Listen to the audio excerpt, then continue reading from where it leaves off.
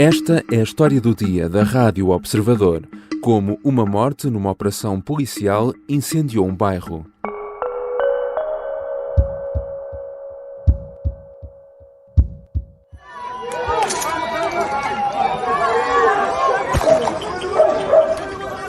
Autocarros, carros e caixotes do lixo incendiados e uma segunda noite de tensão que saiu do bairro do Zambujal, na Amadora, e passou para outros concelhos da área metropolitana de Lisboa.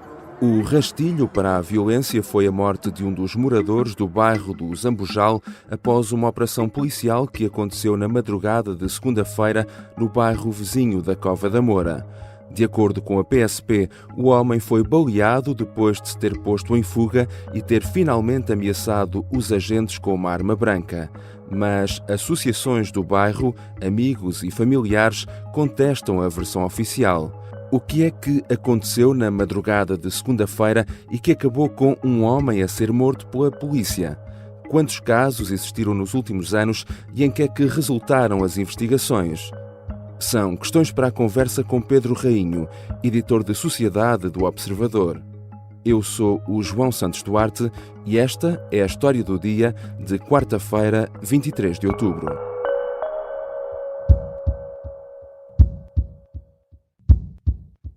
Olá Pedro, bem-vindo. Olá. Pedro, tudo começou com a morte de um homem no bairro da Cova da Moura, na madrugada de segunda-feira. O que é que se sabe sobre o que aconteceu? Que informações é que foram dadas pela polícia?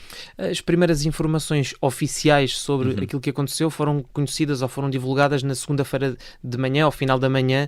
Era precisamente um comunicado da PSP sobre aqueles acontecimentos e basicamente referia-se que tinha havido um cidadão, nós sabemos agora que é Odair Muniz, que estava a conduzir um carro na Amadora, estava a regressar de uma festa, não se sabe exatamente onde é que era essa festa, mas sabe-se que saiu da festa por volta das 5h40 da manhã. Mais ou menos 3 minutos depois, a PSP, um carro da patrulha, passa por este condutor, pelo Odair, e percebe que há ali uma reação, que ele desvia a sua condução e entra pelo bairro da Cova da Moura. Isso aparentemente suscitou ali algumas suspeitas, a polícia achou aquilo estranho, começa uma perseguição para dentro do bairro da Cova da Moura e depois precipitam-se os acontecimentos. Aquilo que sabemos do comunicado oficial é que são abalroados vários carros dentro da Cova da Moura, depois houve relatos de que foram 4 carros abalroados, e então aí um momento mais importante, que é quando o carro do Odair fica imobilizado dentro do bairro da Cova da Moura. O relato oficial da PSP, mais uma vez, é o de que o Odair é abordado, tentam avançar com a detenção e terá havido uma reação. Aquilo que é descrito é que há uma reação, uma resistência à detenção e que surge uma arma branca, uma faca, um facalhão, não sabemos exatamente quais são as características dessa arma branca, e é aí que a polícia, alegadamente porque estavam esgotados todos os meios, esta referência é importante no comunicado da polícia, porque estavam esgotados todos os meios, a polícia, um dos elementos, recorre à arma de fogo, à sua pistola, à sua Glock, e faz vários disparos. Fala-se em 4 disparos, esta informação não é oficial, fala-se em 4 disparos, 4 disparos que terão sido 2 para o ar, outros 2 terão atingido Odair. Isso não vem no comunicado, não é? Não. Há a informação de que há, de facto, recurso à arma de fogo. Não se fala especificamente sobre quantos tiros foram dados ou quantos disparos foram feitos e onde e quantos terão atingido a vítima.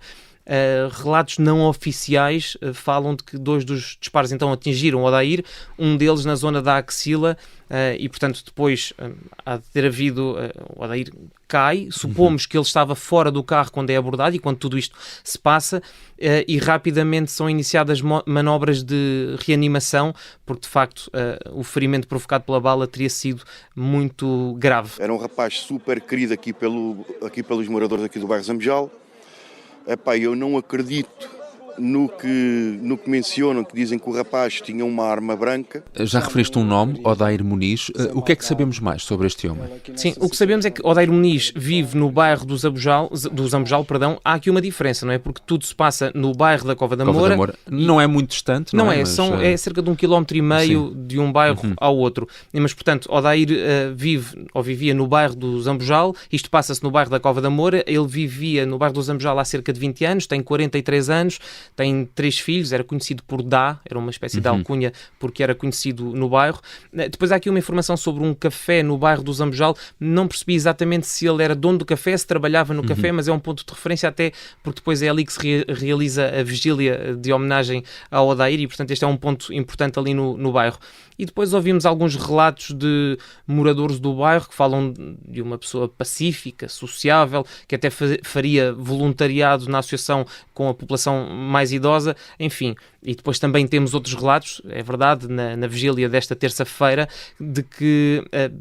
considerando sobre aquilo que aconteceu na segunda-feira e falando, os moradores falavam no uso excessivo de força, enfim, considerando que opiniões dos moradores e de pessoas que conheciam o Odair. Para além do comunicado oficial e do relato feito pelos agentes envolvidos, não se conhecem, pelo menos para já, outras testemunhas do que aconteceu durante aqueles minutos na madrugada de segunda-feira, mas tanto associações, entre elas a Associação SOS Racismo, como pessoas que conheciam este homem, vieram contestar a versão da polícia. Porquê? O que é que dizem? Há uma reação natural quando estas situações acontecem, e ainda bem que elas não acontecem de forma tão frequente quanto isso, mas há uma reação natural de crítica à atuação da polícia, há uma referência ao uso excessivo de força e há também sempre uma consideração, uma crítica sobre como isto revela que as forças de segurança, a PSP, em alguns casos a GNR, estão de alguma forma tomadas por elementos ligados a movimentos extremistas, radicais de extrema-direita, enfim, isto depois... Todos os detalhes de cada caso são investigados, mas estas críticas é costume aparecerem. Mas o que eu acho importante referir-se aqui é que o uso de uma arma de fogo está muito bem definida na lei. O que a lei diz é que o agente da PSP ou o militar da GNR só pode fazer recurso da arma de fogo em casos de absoluta necessidade e sempre como uma medida extrema quando todos os outros meios tenham sido considerados ineficazes. Portanto, em último caso, pode recorrer à arma de fogo. Mas também há uma nota na lei que diz que quando isso acontece, quando de facto a arma de fogo tem de ser usada, o agente deve fazer o máximo dos esforços para reduzir ao mínimo as lesões provocadas, os danos provocados e respeitar e preservar a vida humana. Só para dar 2 exemplos ou 3 sobre quando é que a arma de fogo pode ser utilizada ou em que situações. A lei fala num perigo iminente de morte ou ofensa grave à integridade física, portanto, quando o suspeito pode provocar lesões em terceiros, até nos próprios agentes da PSP ou nos elementos da GNR. Pode ser usada também a arma de fogo para prevenir a prática de um crime particularmente grave que ameaça outras vidas humanas, é um bocadinho aqui no mesmo sentido, e também quando seja necessário deter uma pessoa que represente uma ameaça e que resista à autoridade. Segundo o relato da PSP, o relato oficial único que temos até agora, foi isso que aconteceu. Odair estaria munido de uma arma branca, de uma faca, supomos, resistiu à detenção e ainda tentou atacar os polícias. E, portanto, há aqui vários preceitos da lei que aparentemente estão englobados, estavam previstos e verificavam-se aqui, portanto, é isto que a lei diz, mas só para deixar claro, a lei é muito taxativa sobre em que contexto é que uma arma pode ser usada. E este caso, para já teve consequências, não? Sim, já teve algumas consequências imediatas, que não são as consequências definitivas. Nós sabemos que a Inspeção-Geral da Administração Interna abriu um inquérito, no fundo para perceber o que é que aconteceu ali, se o uso da arma foi bem feito, se de facto houve uma tentativa de agressão, se houve resistência à atenção, tudo aquilo de que falávamos. Também sabemos que a Ministra da Administração Interna determinou a abertura de um inquérito com caráter de urgência e também sabemos que o PSP, que terá feito os disparos mortais, foi constituído arguido, já foi ouvido pelas autoridades competentes. Há indicação de que ele foi até afastado uns dias, ou foi aconselhado durante uns dias a afastar-se, a tirar um período de férias, enfim, porque este é um momento traumático e exige sempre alguma distância. E também há referência a um acompanhamento psicológico de que estará a receber. Já regressamos à conversa com Pedro Rainho, editor de Sociedade do Observador.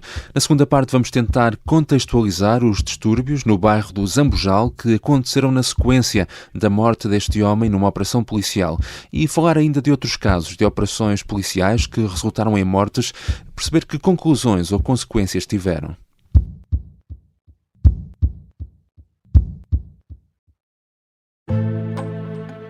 O sargento na cela 7. O homem na cela 7 escapou à morte por pouco.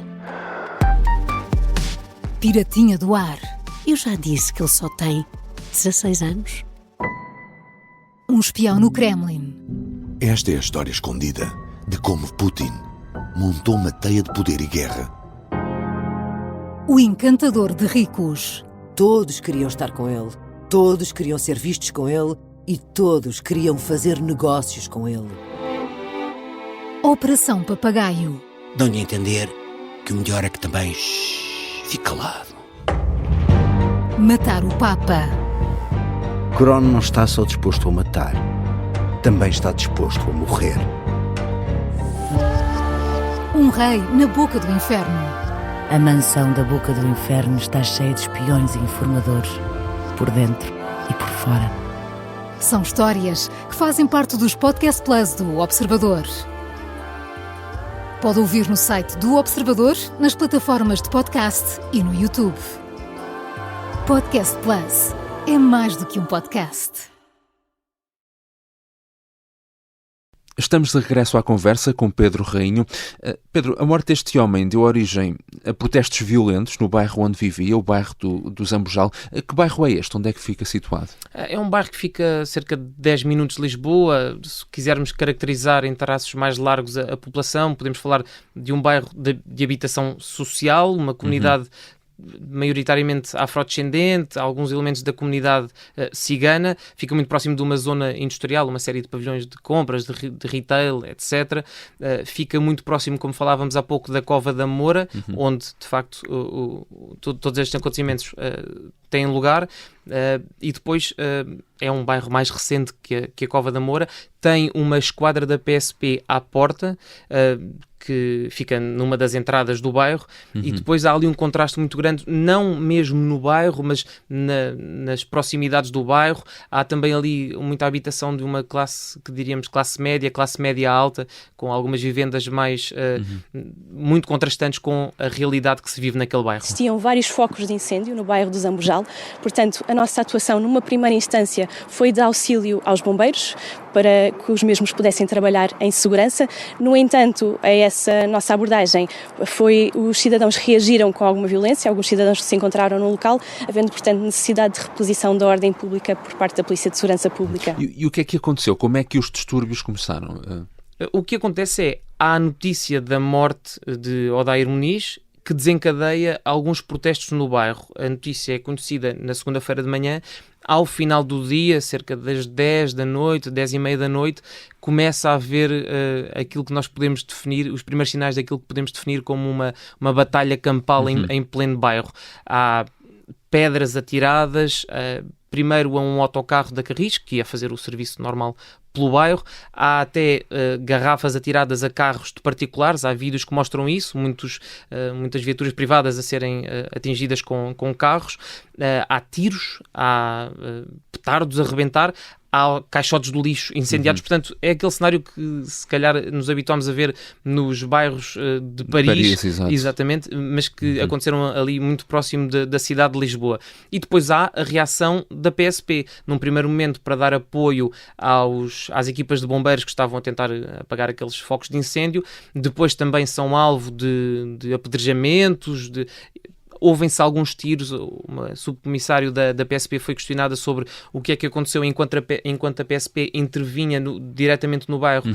Ela não sabia dizer muito bem de onde é que vinham os tiros, mas ouviam-se de facto, na segunda-feira à noite, muitos tiros, muitos disparos, quer do bairro do Zambujal, quer da Cova da Moura. E, portanto, criou-se ali uma situação muito tensa, houve uma atuação policial muito musculada e, enfim, aí a meio da madrugada as coisas começaram a acalmar-se, mas já depois de uma intervenção musculada, como eu dizia, da PSP. Olhando um bocadinho para trás e para uma perspectiva mais geral, e os casos certamente serão todos muito diferentes, mas que dados temos sobre vítimas mortais em operações policiais nos últimos anos? Eu há pouco dizia que estas situações não acontecem tão frequentemente quanto isso, mas se olharmos para os números, eles não deixam de ser, cada um deles, um caso negro. Mas há um relatório da Inspeção-Geral da Administração Interna, um relatório do ano passado, 2023, que fala em 13 pessoas que morreram por intervenção da PSP nos últimos 8 anos.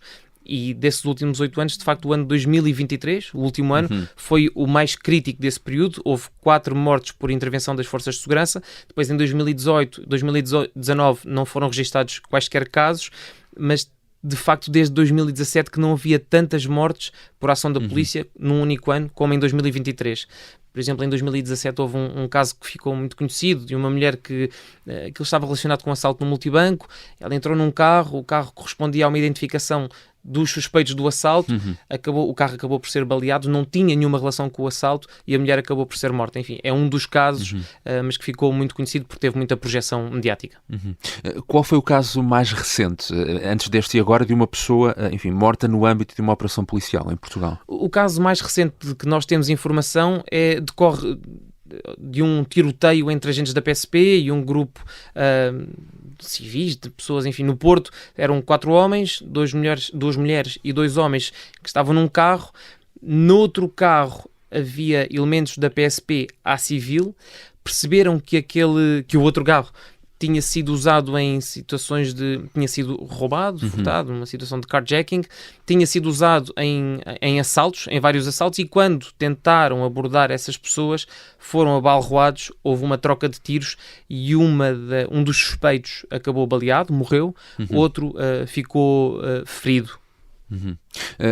Ao invés, também teremos casos de mortes de agentes de polícia em resultado de, enfim, intervenção policial ou operações. Neste caso, qual foi a última situação, enfim, conhecida aqui? Foi uma situação bastante mediática. Se eu disser o nome Fábio Guerra, acho que isto vai despertar alguns sinais.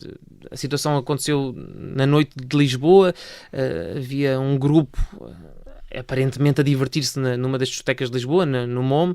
Esse grupo foi expulso da discoteca, gerou algum bruá, uma confusão no exterior da discoteca, e depois havia um grupo de elementos da PSP à civil que se perceberam daquele tumulto, aproximaram-se eventualmente para tentar resolver aquela situação, e depois houve ali confrontos físicos, houve agressões muito violentas. O Fábio Guerra, houve 2 PSPs agredidos, o Fábio Guerra é um deles, é empurrado para o chão, é violentamente espancado, é pontapeado e acaba por morrer. Ainda foi conduzido para o Hospital São José, mas depois acaba por morrer. O outro PSP ficou ferido, recebeu assistência hospitalar, mas sobreviveu. E depois na sequência deste caso, há a condenação de 2 homens, 2 ex-fuzileiros, Cláudio Coimbra e Vadim Rinco, eu espero estar a dizer o nome bem, que foram condenados a uma pena de prisão num caso de 20 anos, no outro caso 17 anos, ambos por homicídio. Há pouco falávamos nas consequências que este caso agora da Cova da Moura já está a ter, entre eles a abertura de um inquérito. Enfim, é um procedimento absolutamente normal nestes casos. Que resultados é que estes inquéritos têm? Sim, falávamos nas reações, nas consequências imediatas. Por exemplo, neste caso, há a constituição de arguido e há um processo, uma investigação que decorre a seguir pelas instâncias da área da administração interna e eventualmente até do Ministério Público, neste caso sim, do Ministério Público, e isso são ações imediatas, consequências imediatas, ainda que provisórias, porque depois há todo o processo que decorre, e eu acho que a percepção que há é de que passa muito tempo entre os acontecimentos, as mortes, as agressões, etc., e a consequência definitiva. Mas se olharmos às vezes no período de meses, eventualmente anos, aquilo em que estes casos podem redundar, a consequência final pode ser muito diferente. O elemento da PSP, ou os elementos da PSP visados nos inquéritos podem ser ilibados, pode considerar-se que a sua atuação cumpriu o que está estabelecido na lei e, portanto, tudo ok e são reintegrados nas forças e continuam a sua função normal. Podem ser suspensos, se tiver havido alguma irregularidade, podem ser suspensos num determinado período, alguns dias, algumas semanas, e no limite, nas situações mais graves, quando há um grave incumprimento da lei, aquilo que pode acontecer é o afastamento puro e duro, ou seja, estes elementos serem afastados em definitivo do exercício de funções nas forças de segurança. Obrigado, Pedro. Obrigado.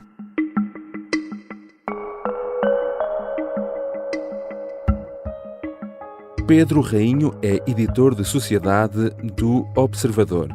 Esta foi a história do dia. Neste episódio usamos ainda sons da SIC. A sonoplastia é de Pedro Oliveira. A música do genérico é do João Ribeiro. Eu sou o João Santos Duarte. Até amanhã.